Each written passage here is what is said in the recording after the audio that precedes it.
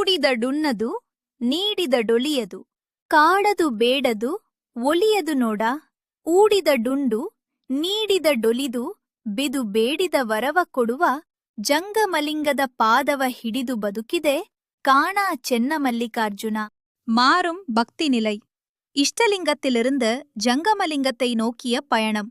ஊடித்தடுன்னது நீடித்தடொலியது காடது பேடது ஒலியது நோடா. நிரூபித்து உணவளித்தாலும் அது உண்பதில்லை.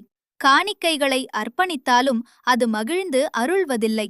ஒருவேளை நாம் எதையும் கொடுக்காவிட்டாலும் எனக்கு கொடு இதைக் கொடு என்று நம்மை தொந்தரவு செய்வதோ அல்லது பிச்சை கேட்பதோ இல்லை.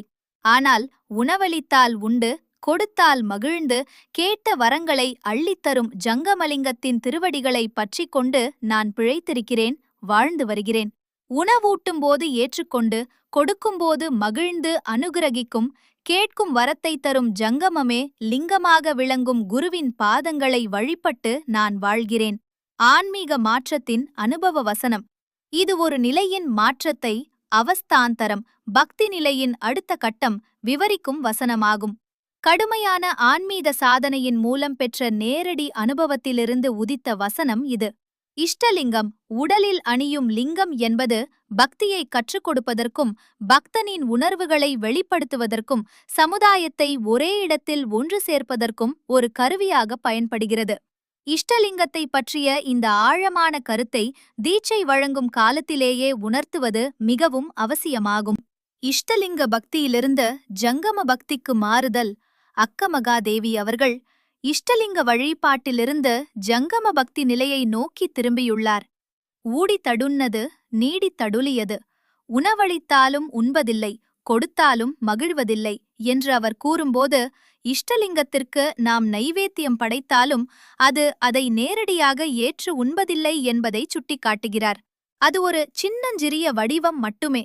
எனக்கு பசிக்கிறது என்று அது நம்மை தொந்தரவு செய்வதோ கேட்பதோ இல்லை. இதுவே நிதர்சனமான உண்மை. எனவே அது உணர்வுபூர்வமாக உருகி பதில் தருவதில்லை. அங்கு ஏற்பும் இல்லை, நிராகரிப்பும் இல்லை.